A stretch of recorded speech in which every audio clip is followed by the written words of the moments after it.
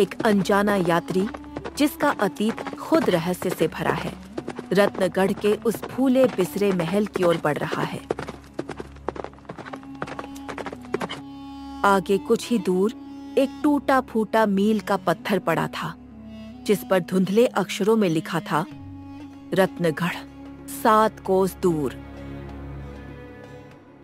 यही जगह है, यही वो नाम जो मैंने उस अंध जले नक्शे में देखा था, जहां मेरा भाई गया था और फिर कभी वापस नहीं लौटा। इतना कहकर यात्री रतनगढ़ राज्य की ओर निकल पड़ता है।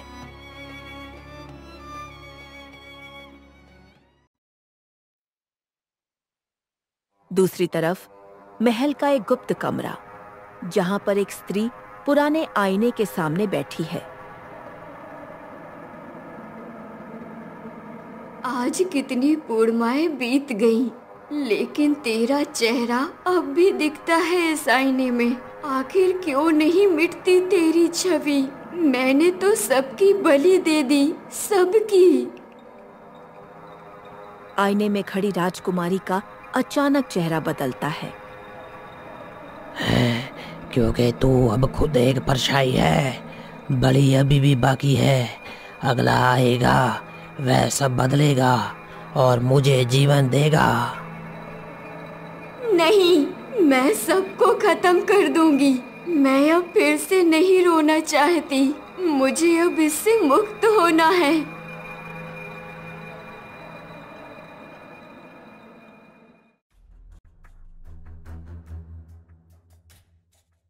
उधर यात्री धीरे धीरे महल के पास पहुंच चुका था। यात्री महल की ओर देखता है। मैं आ गया रतनगढ़, अब देखना है तेरा रहस्य क्या है। पहली पूर्णिमा की रात यात्री अब महल में एक पुराने कक्ष में सो रहा था। महल का सबसे ऊपरी कक्ष, जहां एक चक्र बना हुआ है। बीच में एक आदमी घुटनों पर गिरा हुआ, पूरी तरह बेहोश है। उसके गले में लाल धागा बंधा है। तेरी आत्मा भारी हो चुकी है। अब ये चक्र प्यासा है, चांद गवाह है, बलि पूरी होगी। आकस बल्लोरम स्वाहा ध्रुवम पस नक्यंती। चक्र के चारों ओर लाल रोशनी फैलती है और उसका शरीर हवा में उड़कर चक्र के बीच समा जाता है। अब मैं 7 रातें और सुरक्षित रहूंगी।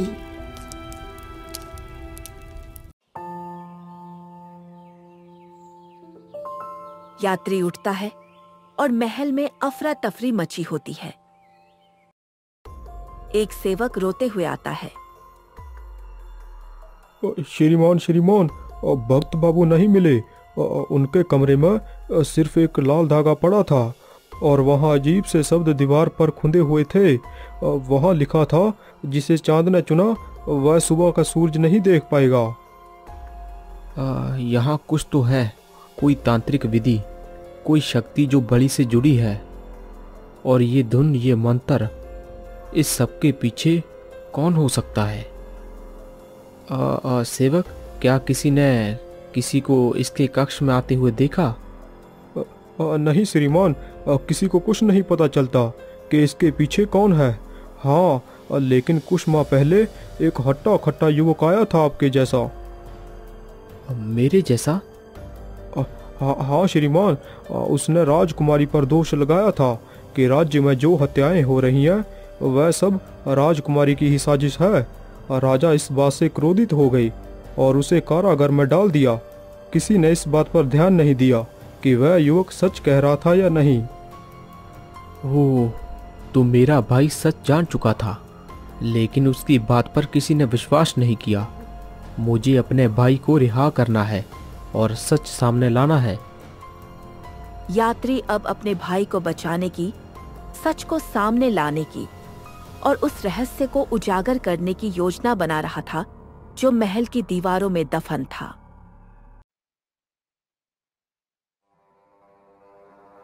दूसरी तरफ महल की छत पर मृणालिनी खड़ी है।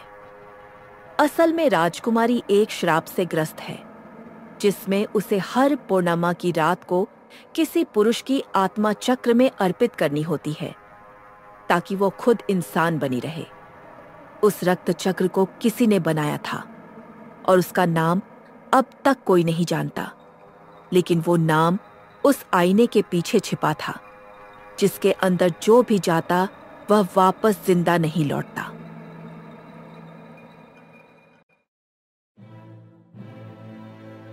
रात्रि के समय उधर रात के अंधेरे में छिपकर यात्री कारागार तक पहुंचता है।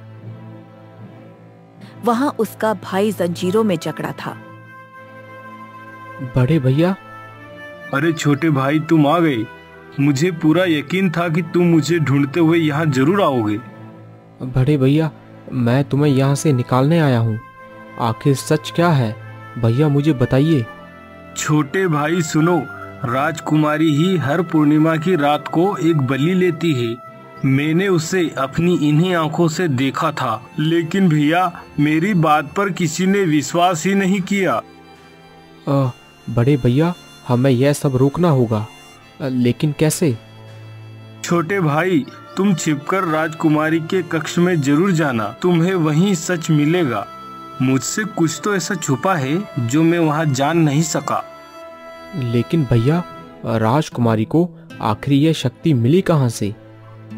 मैंने महल की लाइब्रेरी से एक पुरानी ग्रंथ पढ़ी थी, जिसके सारे पन्ने तो फटे थे, लेकिन एक पन्ने पर लिखा था कि सच वहाँ है जहाँ आईना झूठ दिखाता है। यहाँ पहेली किसी गहरे रहस्य की ओर इशारा करती है और यही हमें उस शक्ति को रोकने का उपाय दिखाएगी। ओह, इसका मतलब मुझे सभी सवालों के जवाब उसी स्थान पर मिलेगा जहाँ आईना झूठ दिखाता है। मुझे महल में उस जगह को ढूंढना होगा। लेकिन भैया ध्यान से, इसमें तुम्हारी जान को भी खतरा हो सकता है। तभी वह यात्री राजकुमारी के कक्ष में पहुंचता है और आसपास सभी और पुरानी चीजें देखता है। तभी वह एक शीशे के सामने आता है।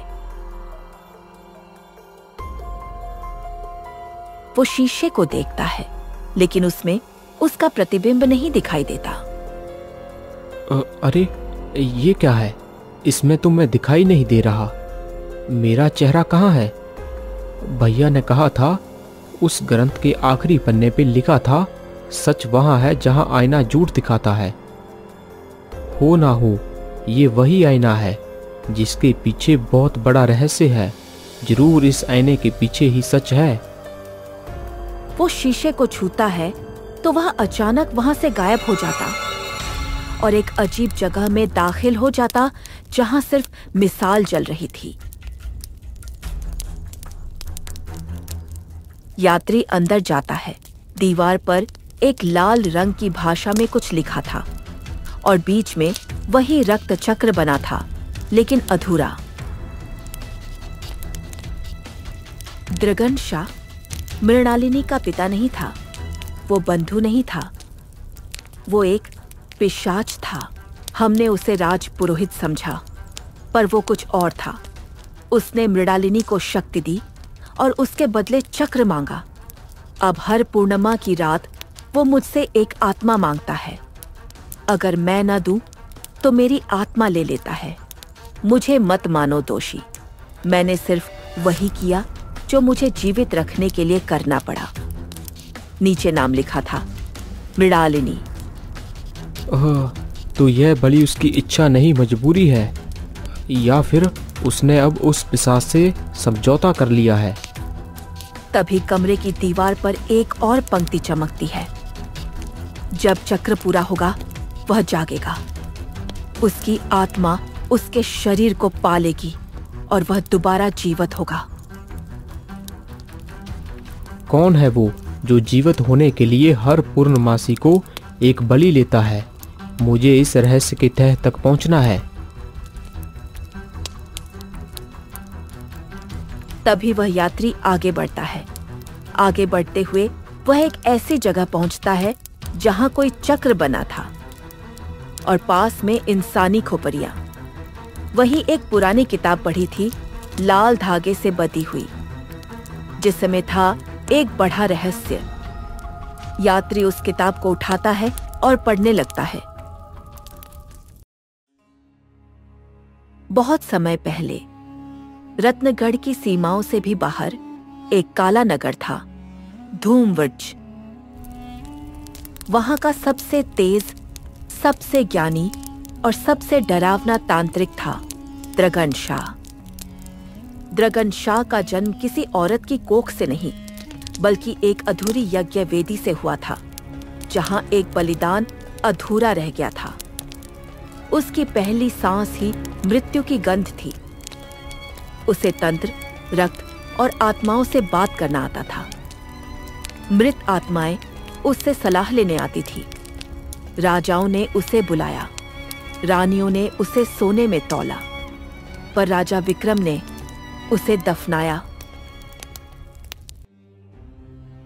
एक दिन राजा विक्रम ने उसे बंदी बनाकर अपने महल में बुलाया। जिसे हर रात मृत आत्माएं मिलने आए, वो जीवितों का सलाहकार नहीं हो सकता। दर्गनशा, तुम्हें निवारिश किया जाता है। तुमने मुझे दूर किया है, पर जब तुम्हारा ही खून मेरे चक्कर में गिरेगा, तब तुम्हारी ही संतान मेरी रानी होगी। सैनिकों, इसे किले की गहराइयों में दफना दिया जाए। इसकी जुबान काट दी जाए और हड्डियों में लोहे के छल्ले डाले जाएं, ताकि यह ना बोले, ना देखे और ना ही हिले। तभी राजा के सैनिक उसे महल की एक जगह पर दफना देते हैं। लेकिन राजा विक्रम भूल गया था कि पिशाच मरते नहीं, वह सिर्फ सोते हैं। राजा विक्रम को लगा कि द्रगन शाह मारा गया, पर दरअसल में द्रगन शाह ने स्वयं को छिपा लिया और अपनी आत्मा को रानी की गर्भ से बांध दिया। महीनों बाद मृणालिनी का जन्म हुआ। वह शुरू में साधारण थी, लेकिन धीरे धीरे द्रगन शाह की आत्मा ने जागना शुरू किया। अब सच्चाई ये है, द्रगन शाह कभी मरा नहीं। वह अब राजकुमारी के अंदर सो रहा था। हर बलि के साथ वो उसके माध्यम से खुद को फिर से जीवित कर रहा है। ओह, तो इसके पीछे वह पिशाच है जो खुद को जीवित कर रहा है। तभी वहां एक आवाज का स्वर सुनाई देता है। क्यों आए हो यहाँ मनुष्य? मैं राजकुमारी को इस बंधन से मुक्त करने आया हूँ। राजकुमारी मेरी रक्षक है और मैं उसका स्वामी। जिस रात उसे जन्म मिला, उसी रात मैंने उसका शरीर लिया। तुम? मैं वो हूँ जिसे नाम देने से जहर फैलता है। मैं वो हूँ जिसे भूख ने जन्मा और नफरत ने पाला। राजा विक्रम ने मुझे दफनाया, पर उसकी बेटी ने मुझे जगाया। अब तू सच जान गया है, इसलिए इस पूर्णिमा की रात को बलि चढ़ने के लिए तैयार हो जाओ।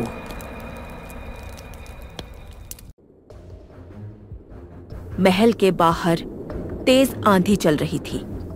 तभी एक वृद्ध महात्मा उस रास्ते से गुजरते हैं। जैसे ही उनकी दृष्टि महल पर पड़ती है, वे ठिठक जाते हैं। उनकी आंखों में चिंता उभर आती है।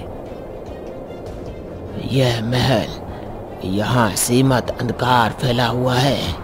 कोई भयंकर शक्ति जागने वाली है। अगर उसे नहीं रोका गया तो यह समुच्चे राज्य को विनाश में धकेल देगा।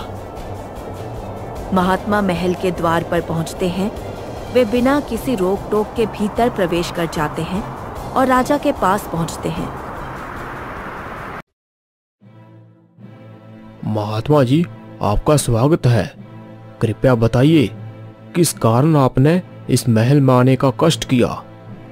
राजन, मैं इस राज्य के भविष्य को देख कर आया हूँ। बहुत बड़ा अनर्थ होने वाला है। एक महाविनाश इस महल की ओर बढ़ रहा है। महात्मा जी, आप किस अनर्थ की बात कर रहे हैं? राजन, क्या आपको ज्ञात है कि इस राज्य में हर पूर्णिमा की रात लोग रहस्यमय तरीके से गायब हो रहे हैं? इसका कारण कोई जंगली जानवर या कोई डाकू नहीं, बल्कि आपकी अपनी पुत्री राजकुमारी है। राजा हैरान रह जाता है। वह क्रोध और अविश्वास के मिश्रण में महात्मा की ओर देखता है। ये क्या कह रहे हैं महात्मा? मेरी पुत्री ऐसा कैसे कर सकती है? ये असंभव है। राजन, स्मरण करो, वर्षों पहले तुमने एक भयानक तांत्रिक को महल की 4 दीवारों में जिंदा दफना दिया था। तुम्हें लगा कि वह मर चुका है, लेकिन नहीं, पिशाच कभी नहीं मरते, वह बस सो जाते हैं। और अब वह तुम्हारी पुत्री के माध्यम से जाग चुका है। लेकिन महाराज, वो तो जरूरी था। उस बलि से ही राज्य में सुख शांति आई थी।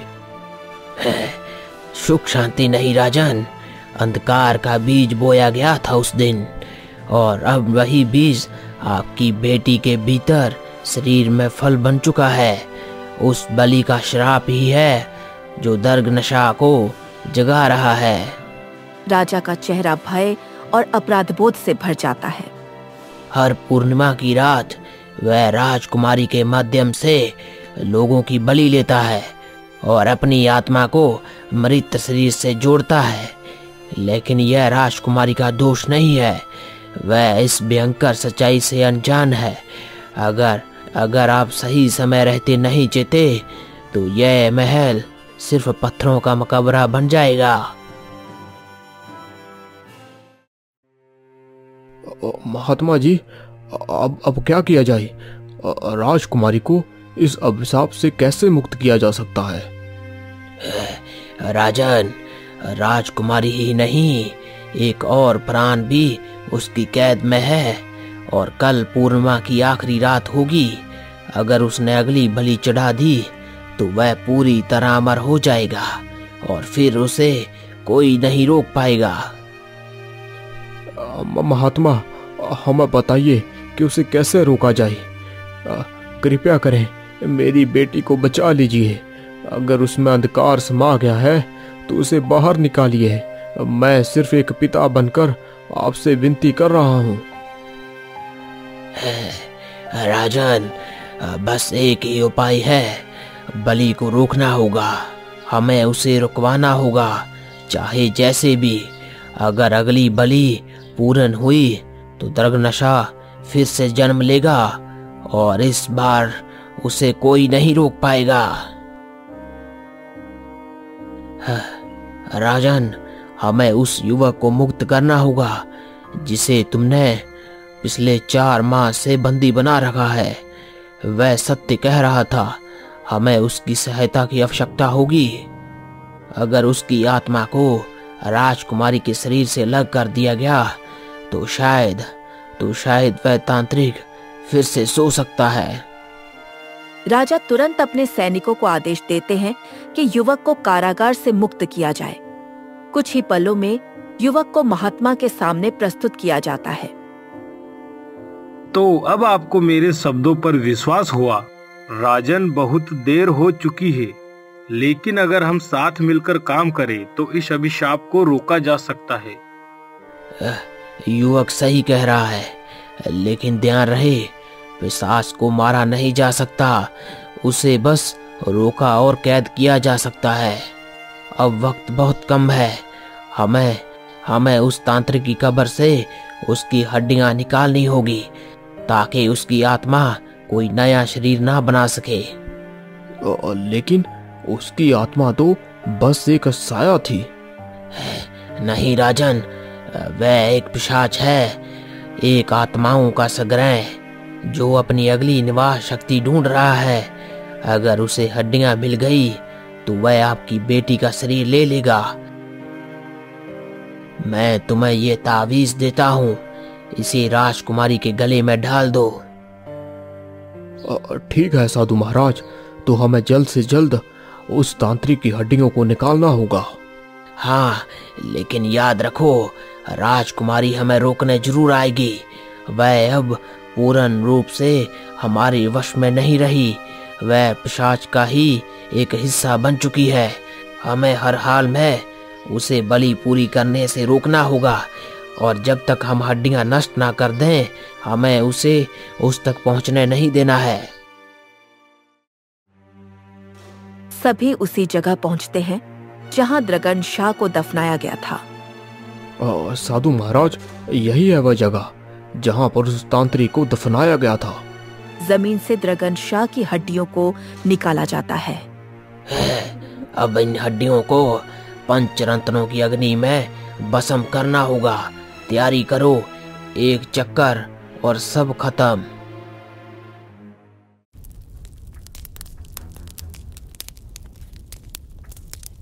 हे पंचतंत्रों के रक्षक, इस अधूरी आत्मा को अग्नि में संप्रीत करते हैं, जिससे ना वो अब शरीर ले सके और ना ही आत्माओं को बांध सके। है, अभी नहीं जली तो आत्मा वापस आ जाएगी। जल जा हे श्रापित देह, जल जा। हे अग्निदेव, मेरी पुत्री को मुक्त कर दो और इस राज्य को बचा लो। अंत में तेज आग की लपटों में हड्डियां जल चुकी थी।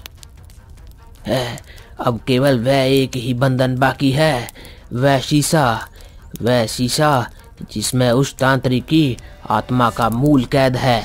जब तक वह टूटेगा नहीं, उसकी साया कहीं ना कहीं जीवित रहेगी। तो साधु महाराज, उसे भी तोड़ दो। मैं नहीं चाहता कि फिर से कोई मेरी तरह अंधकार का शिकार बने। जैसे ही वह बड़ा शीशा टूटता है, उसके भीतर से उस तांत्रिक की आत्मा तेजी से निकलती है। मैं अमर हूँ, मैं वो विचार, वो दर्द हूँ जिसे तुम कभी मिटा नहीं सकते। ओम कपालिनी स्वाहा, तम बंधनी स्वाहा। तू अमर नहीं, अब तू केवल एक कैदी है इस बोतल का। तभी साधु अपने झोले से एक छोटी पारदर्शी शीशे की बोतल निकालते हैं, जिस पर प्राचीन मंत्र खुदे हुए थे। बोतल में से हल्की रोशनी निकलती है और आत्मा को खींचने लगती है। कुछ ही क्षणों में पूरी आत्मा उस बोतल में समा जाती है।